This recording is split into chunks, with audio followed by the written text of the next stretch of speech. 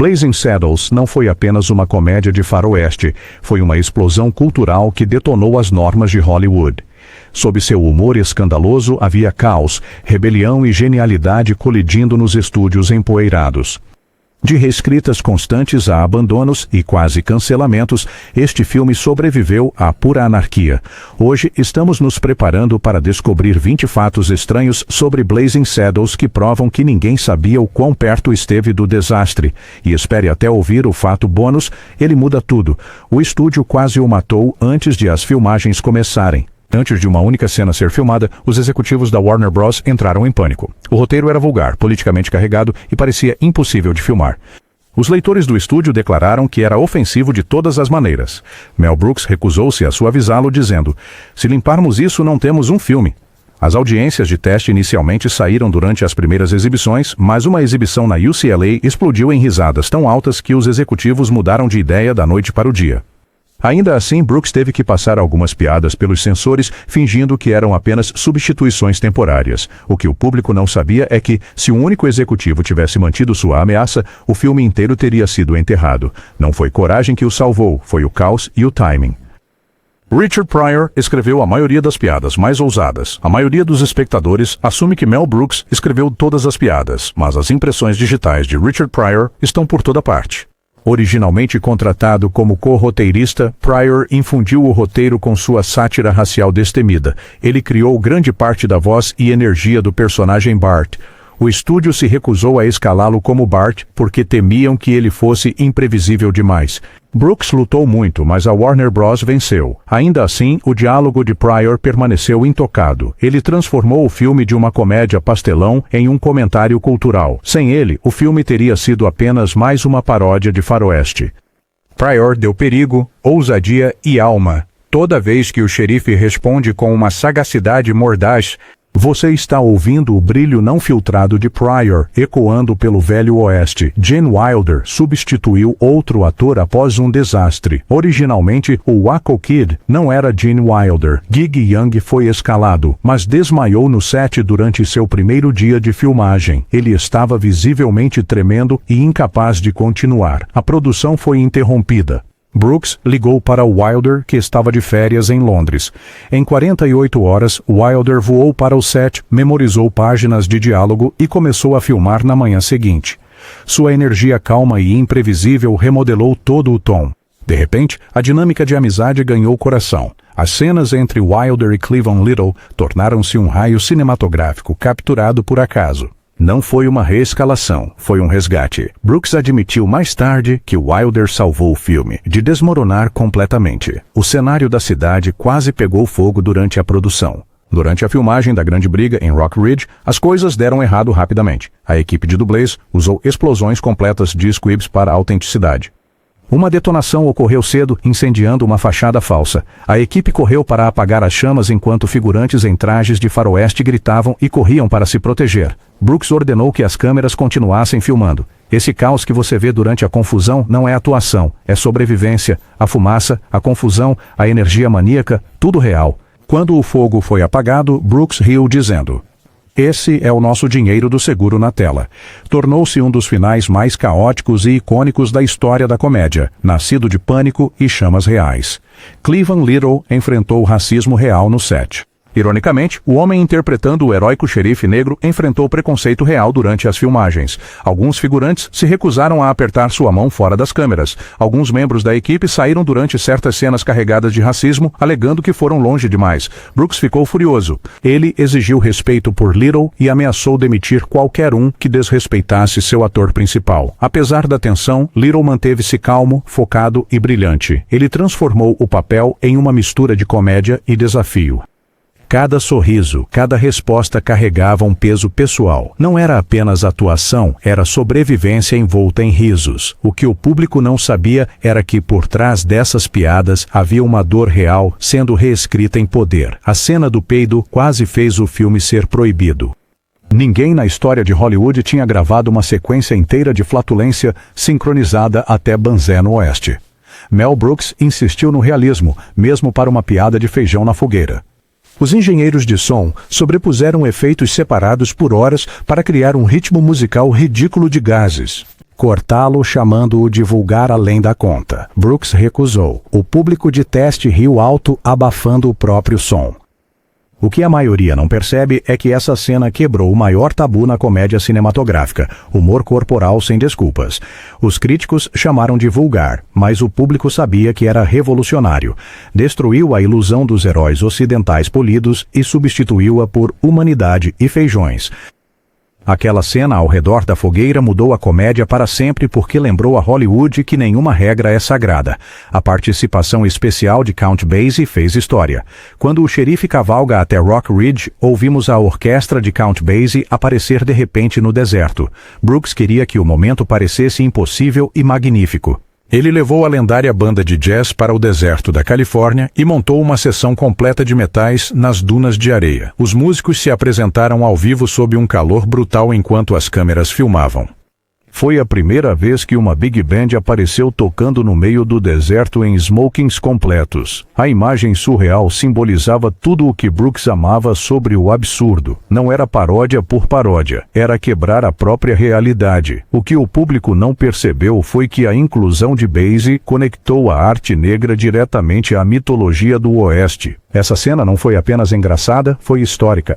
Harvey Korman quase desistiu devido à humilhação constante. Harvey Korman, que interpretou o vilão Hedley Lamar, era um gênio da comédia. Mas nos bastidores ele enfrentava dificuldades.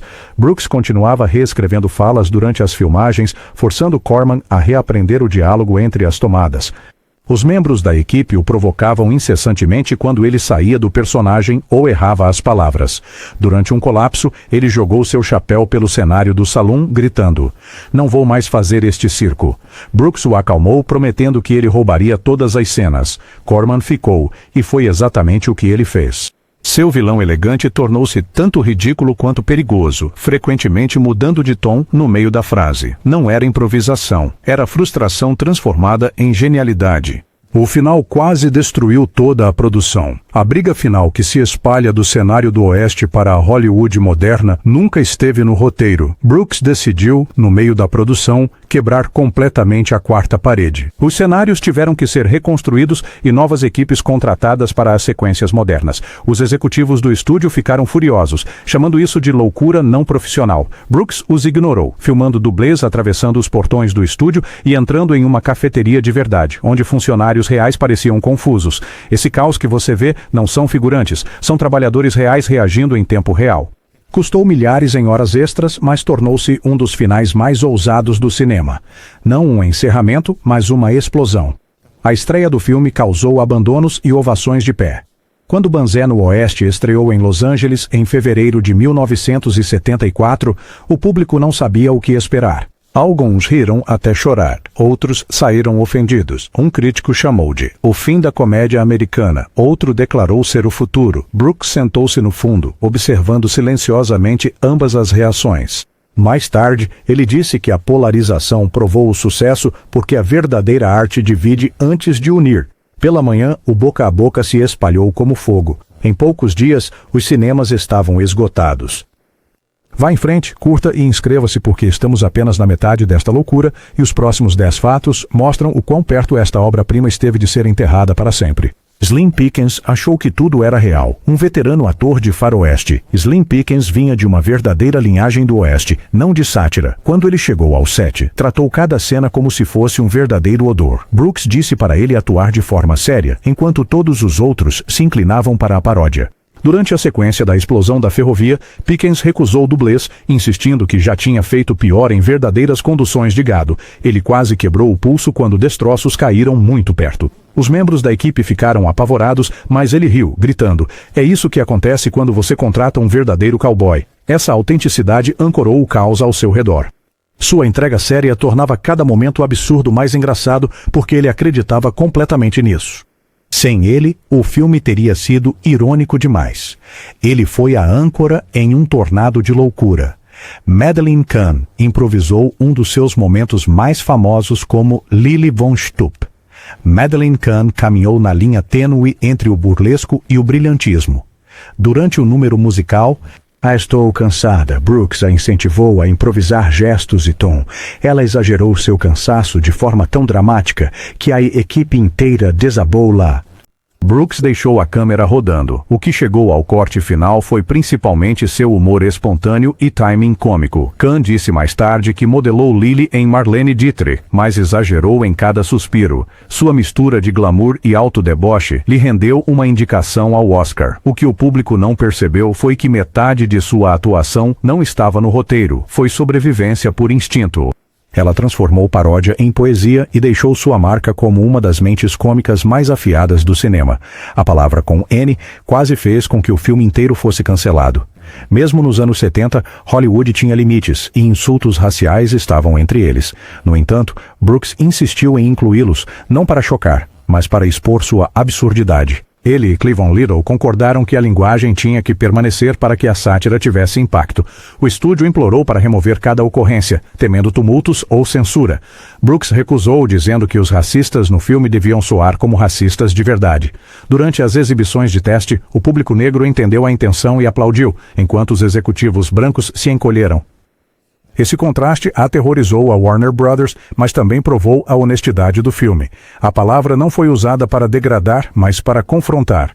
Essa coragem quase acabou com a carreira de Brooks, mas também o imortalizou. Brooks interpretou 4 papéis diferentes sem planejar.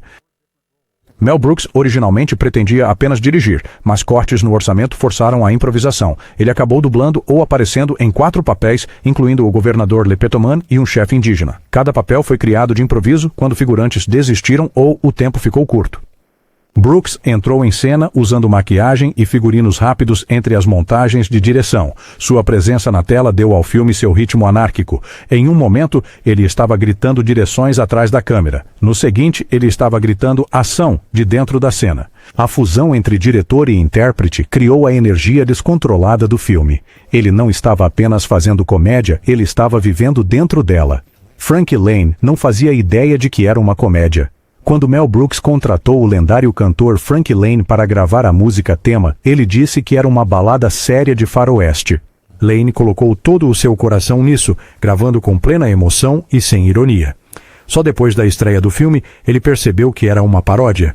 Brooks sabia que a sinceridade tornaria o humor mais incisivo. Os vocais grandiosos da música conferem um peso épico à pura loucura. Esse contraste entre música sincera e narrativa absurda tornou-se a arma secreta do filme. Lane se sentiu enganado a princípio, mas depois chamou-a de uma das músicas mais orgulhosas que já gravou. Não foi enganação, foi um desvio musical genial. O roteiro passou por 24 versões antes de começar a filmagem. Banzé no Oeste não surgiu da noite para o dia. Foi desmontado, reescrito e remontado através do caos. Mel Brooks, Richard Pryor, Norman Steinberg e outros discutiam sobre o tom diariamente. Alguns rascunhos pendiam para sátira pesada, outros para puro slapstick. Brooks queria ambos. Todas as manhãs, novas páginas apareciam nas folhas de chamada com piadas frescas. Os atores memorizavam as falas no almoço apenas para encontrá-las mudadas no jantar. Cleavon Little uma vez disse que todo dia era um novo filme. Essa reescrita constante forjou imprevisibilidade em cada cena. As mudanças bruscas de humor, do grosseiro ao inteligente e ao comovente, vieram diretamente dessas batalhas. Não era confusão, era combustão transformando incerteza em ouro. Poucas comédias desde então ousaram evoluir tão violentamente durante a criação e sobreviver. O soco no cavalo foi real e quase fatal. Aquele momento de cair o queixo quando Mongo soca um cavalo não foi apenas magia do cinema. A cena usou um cavalo treinado chamado Ted e um dublê em um traje gigante. Alex Karras, que interpretou Mongo, na verdade fez um leve contato durante o ensaio, mas o cavalo reagiu e quase deu um coice. A equipe se jogou para se proteger. Brooks ficou horrorizado porque a reação parecia perfeita na câmera. Eles repetiram com um ângulo cuidadosamente planejado para evitar danos reais. Quando o público viu, gritou em descrença. Simbolizava o espírito inteiro do filme. Ridículo, destemido e um pouco insano. Aquela cena sozinha convenceu os críticos. Eles estavam assistindo a algo completamente novo. A Warner Bros. Tentou censurar a arte do cartaz. Mesmo antes do lançamento, o estúdio entrou em pânico com o marketing. O cartaz original mostrava Bart segurando sua arma enquanto estava sentado em um cavalo cartunesco feito de ouro. Os executivos exigiram um redesenho, alegando que era muito extravagante. Brooks recusou novamente, insistindo que o absurdo combinava com o tom do filme. As equipes de publicidade entravam em conflito com Brooks diariamente tentando suavizar os slogans. Ele ameaçou sair. O design permaneceu ousado. No final, o cartaz, com sua explosão de cores e caos, chegou aos cinemas intocado. Tornou-se instantaneamente reconhecível e refletiu perfeitamente a insanidade do filme. Aquele cartaz era mais do que promoção. Era uma afronta impressa. A sala de edição era um campo de batalha. A pós-produção quase destruiu amizades. Brooks e o editor John C. Howard discutiram sobre o ritmo durante semanas. Brooks queria um ritmo frenético enquanto Howard exigia espaço para as piadas. Sequências inteiras foram cortadas, depois reinseridas, depois cortadas novamente. Só o final da briga teve 12 edições separadas. Executivos do estúdio ameaçaram intervir até que uma exibição secreta mudou tudo. Quando risadas surgiram, mesmo na forma de corte bruto, Brooks e Howard sabiam que tinham ouro. Sua tensão criativa forjou um tempo preciso onde o caos encontrou o controle. Cada piada atingia com a força de uma explosão, porque por trás dela estavam semanas de guerra na sala de edição. Os críticos odiaram antes de amar. As primeiras críticas foram brutais. Alguns chamaram de caos vulgar sem estrutura. O New York Times rotulou como bobagem juvenil, mas o boca a boca mudou rapidamente a opinião pública. Os campi universitários exibiram para plateias lotadas noite após noite. Em poucos meses, os críticos mudaram de opinião, chamando-o de gênio disfarçado de loucura. No ano seguinte, foi consagrado como uma das maiores comédias já feitas. O que começou como ridículo tornou-se reverência. Não foi um filme que envelheceu bem. Forçou o mundo a alcançá-lo. Fato bônus, o legado do filme mudou a comédia para sempre. Banzé no Oeste não era para durar, mas sobreviveu à sua era. Os estúdios juraram que nada parecido poderia ser feito novamente e eles estavam certos. Quebrou todas as regras que Hollywood construiu e sobreviveu por pura audácia. Hoje sua influência está presente em tudo, de Os Simpsons a South Park e a sátira de Tarantino. Ainda assim, Brooks disse que nunca poderia fazê-lo agora. O filme permanece um monumento à liberdade, arte sem filtros de uma época imprudente. O que o público achava que era bobagem, tornou-se história. Banzé no Oeste provou que o riso poderia combater o medo e zombar do próprio ódio. Esse é o verdadeiro segredo por trás da piada. Se você adora descobrir a loucura por trás dos clássicos, clique no botão de inscrever-se e mantenha sua cela pronta para a próxima aventura selvagem.